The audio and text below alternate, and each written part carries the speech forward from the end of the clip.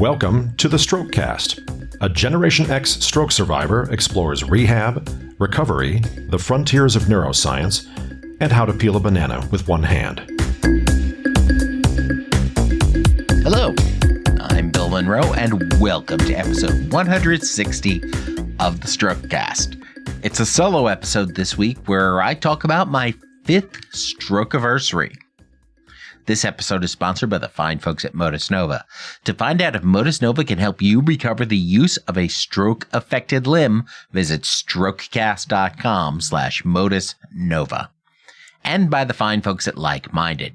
To find out if Like Minded can help you live your best post-stroke life, visit Strokeacast.com/Like Minded.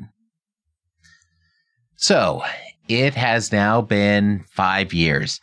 As of June 3rd, 2022, I am a 5-year stroke survivor. It's kind of amazing.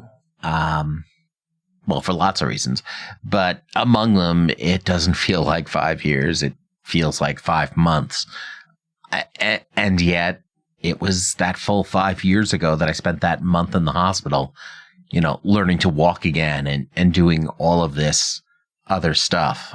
And so I've got some thoughts. I'm actually recording this 3 days after my Strokeaversary because it has been a very busy weekend, and just all sorts of stuff going on.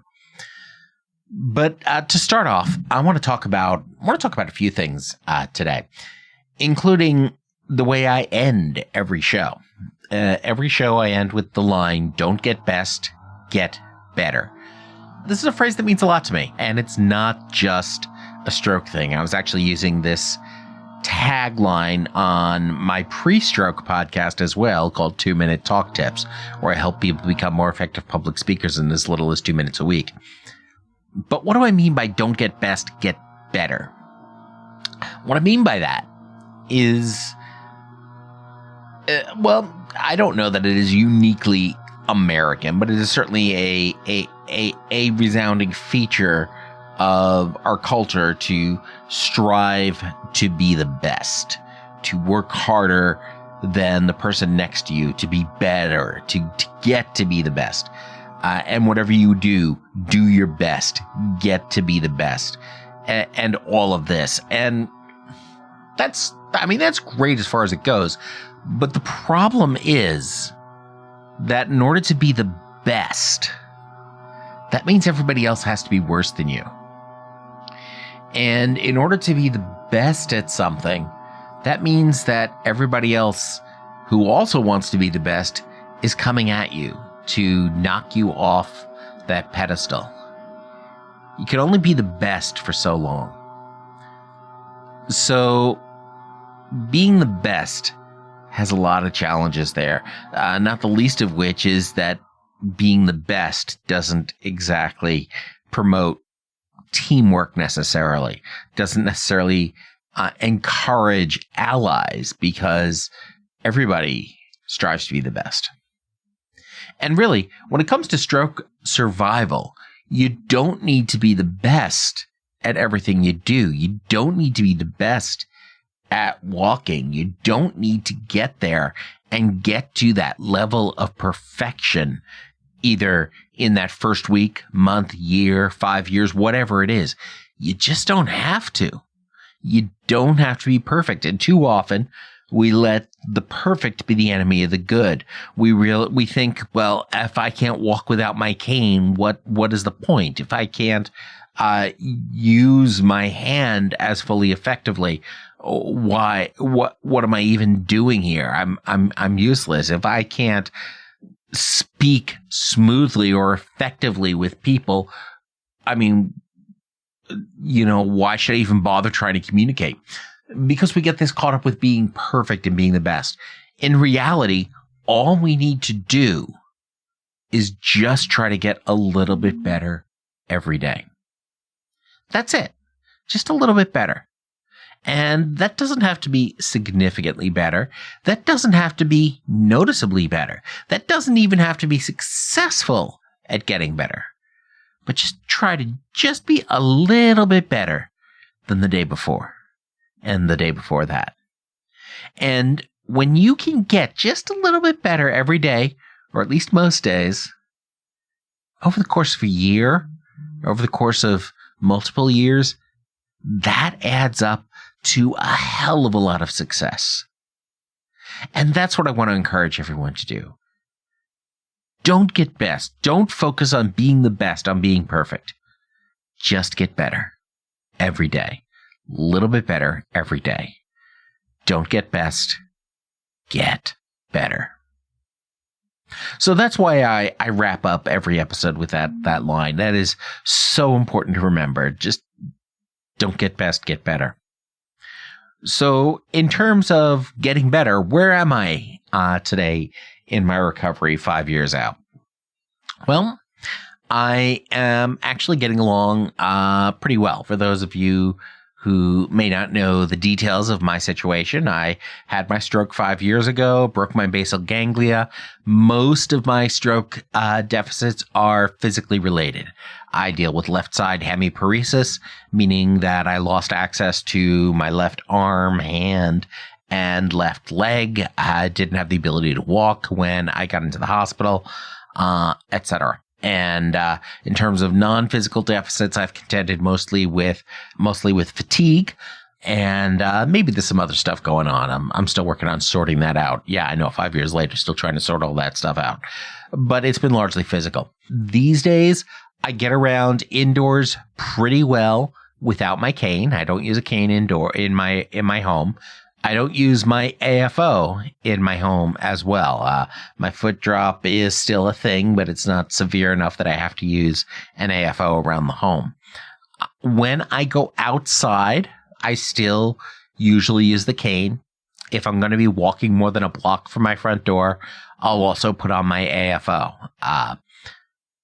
And that's one of those things where needing a cane or needing an AFO isn't necessarily a binary decision. It's not that I need it or I don't need it. What I find is that when I use my cane outside or when I use my AFO outside, I can move more quickly, more confidently, more safely, and I burn less energy to do it. I can get by without the cane and without the AFO, but it comes at a 2x spoon penalty. If you're not familiar with what I mean when I say spoons, be sure to check out the original spoon theory. I link to that at strokecast.com/spoon theory. But getting around inside without those mobility aids inside my apartment is just fine, which is, of course, huge progress in and of itself. And when I don't use them, I'm becoming even less reliant on them outside. So continuing to make progress there. My hand and my arm are still coming along. It was about 15 months ago that I started to get individual finger control back on my left hand, and my dexterity and my control is still growing. So the most important lesson there is that stroke recovery does not end in 6 months or 12 months or 18 months. Years down the road, I did not have finger use, and now I do. It comes back. It takes time. It's not fast, but it is possible for it to come back years down the road, especially if you work at it, and especially if you do the work. That recovery is still possible. Of course, it's absolutely not perfect. I still definitely need to develop more strength in my hand and in my arm, get more of that control back, more of that precision, because we're not quite there yet. But I'm getting better, and that's what matters. I would say I probably have maybe, I'd put the use of the hands at about 15% at this point. So a lot of progress to go, but I've come a long way over the last several years. I'm still contending with tone and spasticity, so by default, my hand will still go ahead and make that tight fist, and my elbow will still bend itself, which does get tiring after a while. The tone, as it tightens all that up, and the spasticity, which resists movement and tries to spring that arm or that hand back. So I do things to treat that. Of course, I do a lot of stretching, manual stretching of my fingers. If you ever happen to see me in person at a meeting or sitting across a coffee shop or something like that, it's entirely possible you'll just see me absent-mindedly just sort of stretching my fingers back and stretching my wrist back just to make sure I'm continuing to do those stretches. I do also treat that medically. I take baclofen every day. Take 10 megapixels. I take 10 milligrams in the morning and 20 in the evening. Baclofen is a medication that can reduce that tone and spasticity. It does have a side effect of increasing fatigue and sleepiness in a lot of folks. I don't think it causes that impact on me, but that's also part of the reason why I choose to take it as 10 in the morning and 20 in the evening, so that if it is going to cause sleepiness, it's going to do that while I'm already asleep. Some people are more sensitive to it. Some people require larger doses of it. For folks who have tried it but just can't deal with the side effects but still have severe tone and spasticity, there is a surgical option called an intrathecal baclofen pump, where you can actually get a pump surgically inserted to dispense baclofen for several years. And because it's not going through the digestive system, it goes straight into basically the upper nerves. Upper extremity nerves. It can use a much lower dose, so you get much greater impact of it with much less side effects. So that's certainly an option for folks. It's not just about the baclofen, though. I also go in every 4 months or so for my injections of Dysport or botulinum toxin. You may have heard of Botox as a treatment for tone and spasticity. Dysport is very similar to that. It's another variant of botulism, essentially, botulinum toxin. But I find that I can use a lower dose and it lasts a little bit longer than the Botox brand treatment. So I go in and I get those injections in my arm and in my hand so that when I want to open my fist, my hand does not resist it nearly as much. And I find I get a lot of good results from that. So we've got a lot of things going on with that and making a lot of progress. I'm very happy with where I'm at with that. In terms of the bigger picture stuff in life, I'm sure I could be making much further progress if I was much more reliable about doing my exercises, doing my therapies, using my tools, using my Modus hand on a much more regular basis, because I know I have to get those repetitions in and I have to do these things. And if I do them, I will recover use faster. But I'm not as perhaps reliable at doing my exercises as I ought to be. But ultimately, that's kind of okay. I can acknowledge the impact that has on my recovery. And from a bigger picture, let's talk a little bit about life itself. Here I am, post-stroke life, and things are going fairly well. I mean, work is going well. I do work full-time. You hear me talk about that from time to time. I work as a corporate trainer at Microsoft, and my job is to teach journalists how to use the tools of Microsoft 365. So Word, PowerPoint, OneNote, Excel. And that continues to be a lot of fun, and I get to work with some great people for that. Another thing that's been really nice about that is how the organization has let me bring in my whole person, bring in my stroke awareness passion. Because a lot of times when you're training people on how to use software tools to tell stories, you need to have a sample story. You need to have sample content that you can work with. And so I have done a lot of those around Stroke Awareness Month in the month of May, or World Stroke Day in October and talk about how a media property could tell stories around stroke to raise awareness, remind people to be fast, watch for sudden changes in balance, eyesight, facial symmetry, ability to hold both arms up, speech, seeing any of those. It is time to call an ambulance and get that ambulance there because you may be experiencing a stroke. So I've been able to bring that content into my work life, which is absolutely fantastic. And I know I help people use their software better, maybe at that same level in that process. I can help somebody learn to spot a stroke faster and get treatment and prevent death or disability for some folks. So that is absolutely a bonus of what I can do there. I've also been a part of a program for creators and bloggers to bring their content into Microsoft Start, which is the new name for Microsoft News. So that means I've been able to funnel the speaker notes, the show notes, and other blog posts into that platform, again, helping to expose thousands more people to the details of stroke and to the stories that we tell through this show. So that is another nice way of bringing that in. If you, by the way, have a blog, especially on WordPress, and you're interested in getting it in there, let me know. I'm happy to get you the right links and connect you to the right folks.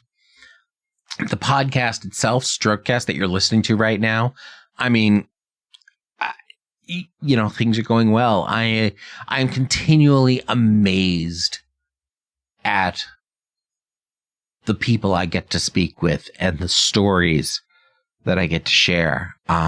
Just some absolutely fascinating conversations, and I so much appreciate the vulnerability that my guests have shown in sharing their stories with you and in opening up with that and in being willing to establish those connections.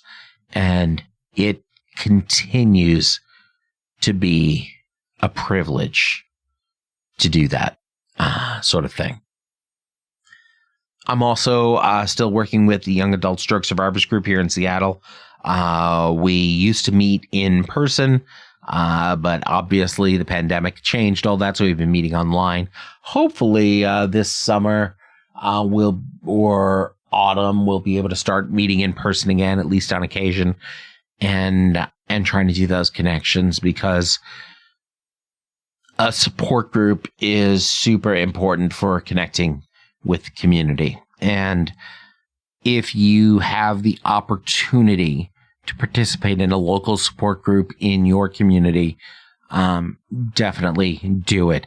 I mean, I don't want to undercount the value of the online community, and the online community is so important. And, so many fantastic groups out here online. But when you can connect to folks locally and in person, potentially, if it's safe, there's a lot of value there. And plus, a lot of the online communities that we're a part of are going to be, global and national in nature, which means you may not get all the details about the local support options available, local resources that you can take advantage of, whether from a disability perspective or just from other cool things that you can do in the area, just because there's a lot of local knowledge out there that you can leverage through a local group. So I'd encourage you to find a local group. The American Heart Association has a group finder you can check into, and absolutely you can reach out through other groups as well to find local support options. So lots of great things. Everything, of course, is not all puppies and rainbows. There are some challenges, especially this past week. I have been dealing with a heck of a lot of fatigue.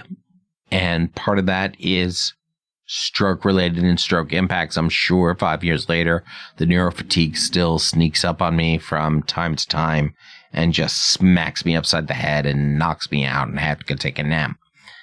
but I am also recovering from COVID. I've been negative for almost a week now. So yay, that is awesome. I had a relatively mild COVID experience because I had my vaccines. They kept it mild, but the fatigue was really rough, and I'm still dealing with the fatigue, needing upwards of 10 hours of sleep a night to stay refreshed, or needing to nap during the day. So that's a known impact of COVID. Combine it with the known impact of stroke on driving fatigue, and yeah, it sort of builds. The other thing is, of course, obviously the impact this has on others in my life, and I'm going to talk about that more in a few minutes. But regardless of the challenges, my 5th Strokeaversary, I mean, it is still a celebration. This is something I wanted to celebrate and to recognize.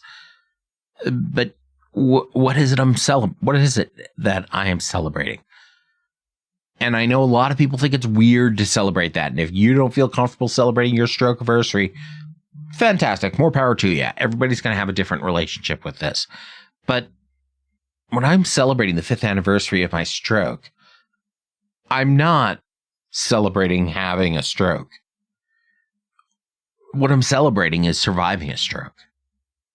What I'm celebrating is the potential of what I can do. And I'm celebrating the opportunity that I had going forward. This new opportunity to be able to move forward and to do different things with this new level of focus and this new knowledge and this new way of sort of looking at the world. It's given me a chance to impact others in different ways that I might have otherwise. It's given me a chance to impact others who are experiencing stroke, even if that,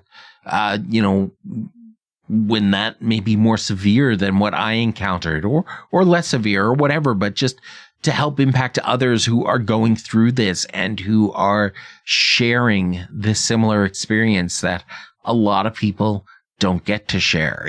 It's given me a chance to impact more folks through work, through the value, through the role I do in and of itself, as well as bringing together both stroke and work life together to be able to do a number of those different things. It's given me this chance to look at the world in a different way and try to bring value to more and more people, or even if it's just one person. I mean, that's really what matters. I mean, one of the things that has been most gratifying for me as I go through this is just some of the emails I've gotten from other folks who listen to the show and sharing the impact I've been able to have on their lives. And it's just supremely gratifying to see that. Because when you're doing a podcast, I'm talking with a guest remotely across the world. Maybe I'm just sitting here like right now, microphone in front of me, visualizing you listening. But you don't get that direct feedback. And when it comes through, it's just so gratifying that somebody has taken the time out of their day to throw a few paragraphs at me. And it's just delightful. Or the comments I see on Instagram or Facebook posts. And just having that connection to this community that I am so lucky to be a part of now. So, I mean, there's a lot of stuff happening there. There's a lot to unpack.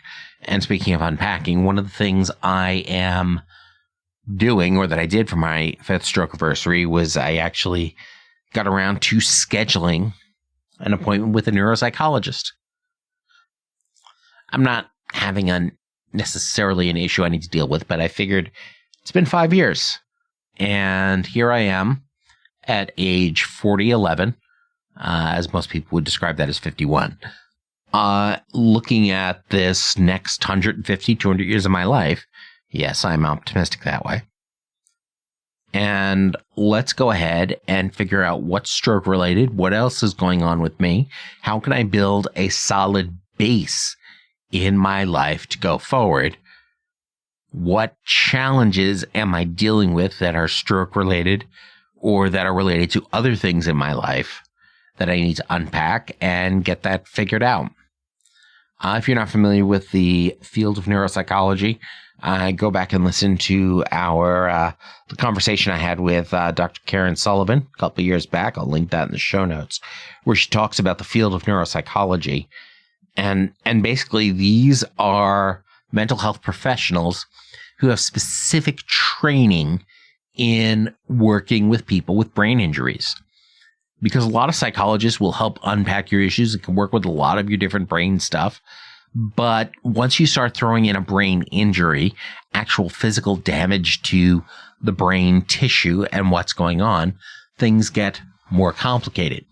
And a neuropsychologist can help with those evaluations and figure out where to go from there. So I will be having one of those conversations in November. Apparently the person I was referred to is super popular and super busy. So we'll be getting in there in November and we'll figure out what to do from there. And I'll get to understand even more about where I am post-stroke. Because this is all good stuff to work through. It's all good stuff to understand and figure out where I'm at and what I need to do in the future. So, with that said, where do I want to go in the future? What does the future hold for me? Well, I've got a number of goals, a number of things I want to pursue, including growing the Strokeacast platform. And that's something that you can absolutely help me with. And I would appreciate any help you can offer. First is by subscribing or following the Strokeacast podcast in whatever podcast application you use. And you can find some of those links over at strokeacast.com. Check out the website and check out those links. The best way for a show to grow is for you to tell others. Tell other people about the show and about why you listen. And just encourage other people to go ahead and listen as well. Because ultimately, the people you know like you. They trust your judgment. And when you tell them about something you find valuable, they'll believe you. They'll check it out and give it a shot. And I do hope you find this show valuable. And I'm guessing if you're still listening to this, you probably do. So please tell other folks about this show. You can also follow me on Instagram. And on Instagram, if you haven't already been following there, you'll find I often include a lot of quotes from previous episodes, as well that are great for sharing or reminding or thinking about, as well as just other updates in my life. Which, well, I find them interesting, but then again, it's my life. So, I better find them interesting. I'd also encourage you, the other thing I ask you to do a lot at the end of the episodes is subscribe to the Strokeacast newsletter if you haven't already. That's a great way to get sort of monthly updates on what's going on and to, again, support the platform. So really, it's about subscribing and following. It's about telling others about the show. It's about following on Instagram and subscribing to the notebook, subscribing to the newsletter.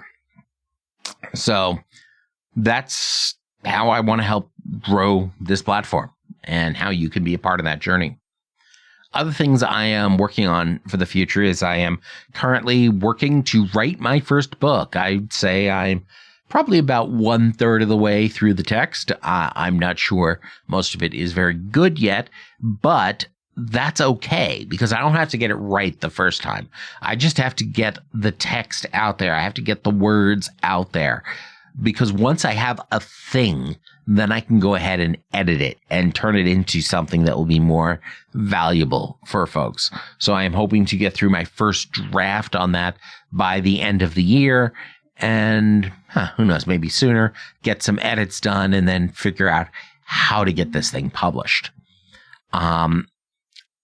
My longer term goals, some personal goals, and I'm just putting this out there because, hey, if I don't put it out there, it's not going to happen. Obviously, putting it out there doesn't make it happen, but, it's part of doing the work. And ultimately, I'm always looking for opportunities to do this type of work. So as I'm saying, what I'd love to ultimately do is become a keynote speaker, and to be able to go out and speak with organizations and associations about the lessons that I have learned from my stroke experience and how those lessons can help others, whether they have been through stroke, another traumatic event, or just trying to work through their life in an organization, whether that's going to be building relationships with patients, or whether that is going to be building relationships with customers, or whatever it is. That's sort of what I want to do. I want to be out there speaking on those stages, virtual or physical, and helping those folks out. And part of the way to get there, of course, is if you do have a local support group and you're looking for a speaker, go ahead and reach out to me. I'd love talking to other support groups as well. So that's a long way of going here. And one of the questions I ask my guests these days, and I began doing this, I guess about a year and a half ago, is the question, looking back on it, on your stroke, was your stroke a blessing or a curse? I think the first people I talked to who really described their stroke as a blessing, I know Vince Holland had talked about that. I know Joe Borges has talked about that several times, that it's a blessing. And most people that I talk to describe their stroke as a blessing and not as a curse. And a lot of them will tell you in detail why they feel that way. And that's been an ongoing theme that I hear. People describe their stroke as a blessing. Now, I know not everybody is going to feel that way. And because for many folks, stroke does take away so much. Relationships, careers, physical and cognitive abilities. Yet some people will still feel that it is a blessing. And sure, there's a self-selected group of that. People who probably feel cursed by their stroke are not also chomping at the bit to become a guest on a stroke-related podcast. Although I'm happy to have those conversations. But I ask my guests this question: was your stroke a blessing or a curse? Because it's a question that I struggle with too. And when I look back and look at the amazing things in my life that have come about from my stroke, this community, the relationships I've gotten to make, this focus on my life, I have gained a lot of stuff. I know that what I want to do with my life is I want to speak, write, train, and travel. I have gotten to be a part of this community. I have this mission to help raise awareness and to help other folks and help break down some of the silos in this field and help connect one another through the power of storytelling and sharing your stories and helping other folks be a part of one another's stories. It has given me a way to help. It's given me an enhanced sense of running out of time in life as well. And an emphasis of the idea that I need to get moving. And maybe that is not something that folks think of as something you gain, a sense of the limitations, a sense of the temporal nature of life, and that ultimately there is an end to this, even if I see it coming another 150 years from now. I keep coming back to, sort of the second act of in Hamilton, with the recurring theme of, again, it's sort of not really a healthy obsession for him, but they keep coming back to the whole idea of, why do you write like you're running out of time? Why do you write like you're running out of time? As Hamilton was continuing to produce more content in the musical. And why do I write like I'm running out of time? Why do I create content like I'm running out of time? The fact is, because I am running out of time. We're all running out of time. Time is finite. And there's nothing quite like a stroke to make you suddenly recognize that, hey, yeah, this could all end in an instant. It's possible this could end tomorrow. And that's not a scary thing. That's just the way the world is, and that's just the way life is. Which means there's a lot of stuff I want to do. There's a lot of stuff to get done. And it's a reminder that I better get on it, and I better get that stuff done. And that becomes a really powerful motivator. And maybe I've also picked up a level of detachment on some things as well, level of emotional detachment, but that could also be because my stroke was on the right side of my brain, the more emotional side, which is where I took the damage. So now my logical side, the left side, is probably a little more dominant now than it already was, and it was already, quite frankly, pretty dominant. So I've certainly gained a lot. What have I lost? Well, I've lost some physical abilities. But, I was never an athlete to begin with. I have lost, some of my ableist privilege, which has given me a window into some of the challenges that plenty of other people have dealt with, as, I suddenly have to think about accessibility in a way I never had to think about before, and begin to understand how that similar issues may impact others. But really, the biggest negative impact has been the way my stroke has hurt other people in my life. My girlfriend still has to keep dealing with, what happened that day, and the fear that inspired. I mean, the day I had my stroke, all I had to do was focus on, not dying. I didn't really have to take the longer term perspective and think about losing someone. She still deals with that.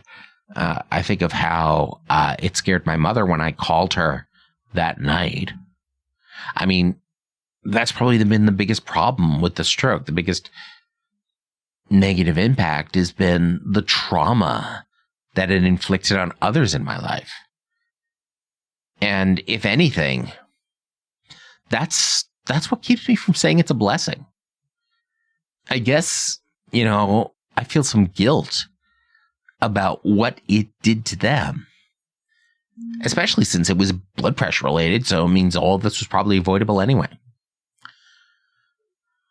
So is it a blessing or a curse? I don't know. Ultimately, I am happy with where my life is today, with the things that I can do today, with the things I'll be able to do in the future, with the progress I can continue to make in my recovery, with the way I can continue to engage with this world and with this community. And I am excited for what the future holds. And, well, with that, let's go to the hack of the week. But first, I want to talk about sponsor Modus Nova, one of my fantastic partners, and the Modus hand, because ultimately the key to getting back the use of a hand or foot for many stroke survivors is repetition. It's about moving that limb again and again, thousands of times. Early on, that might mean a therapist helps to move it, or the survivor moves it with their unaffected side. And eventually we may get just a tiny bit of control and we can try repeating that motion again and again. But the Modus hand and the Modus foot help survivors do that while they play video games.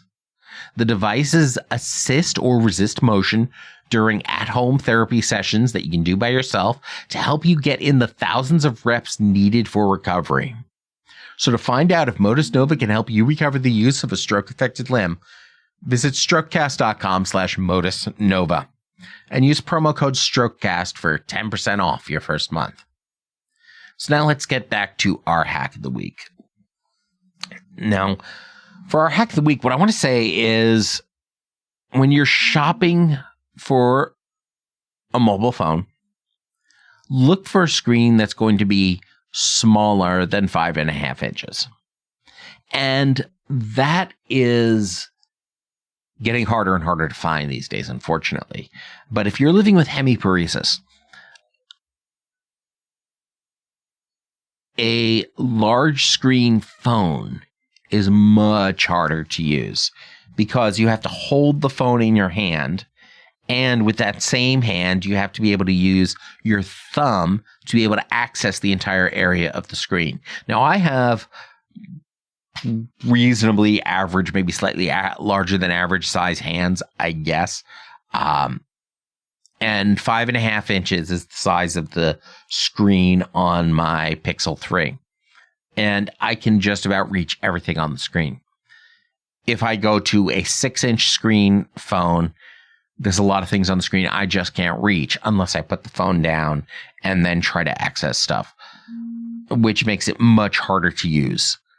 So even though my phone is a little bit older, as I shop for my next phone, I'm going to have to look for something with a screen 5.5 inches or smaller.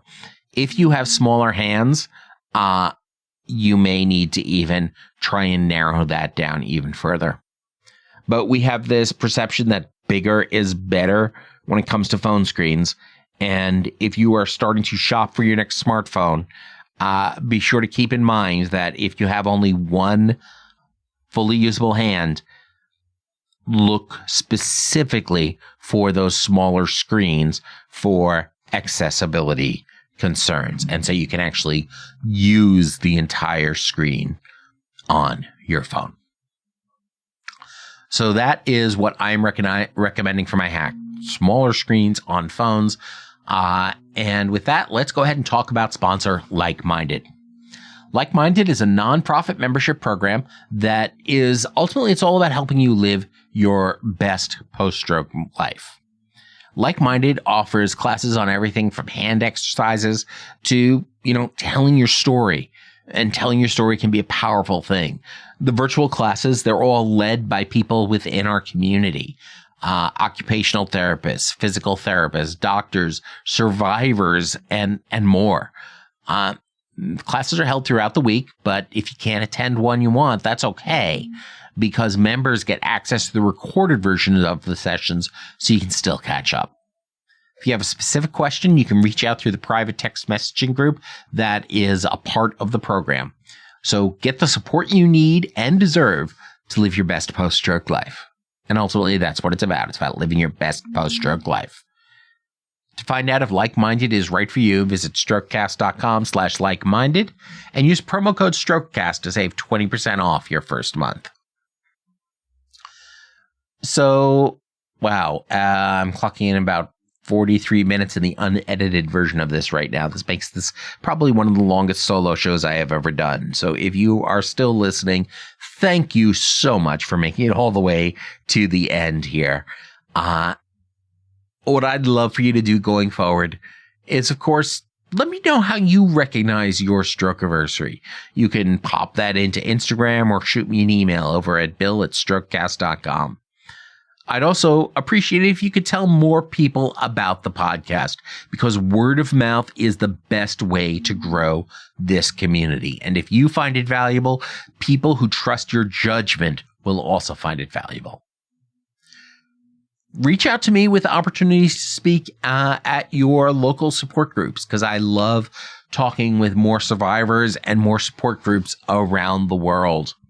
Be sure to subscribe to the Strokecast newsletter at strokecast.com/news. And, of course, as always, and as we began this episode, don't get best, get better. Thanks a lot. I'm Bill Monroe, and I'll talk to you soon.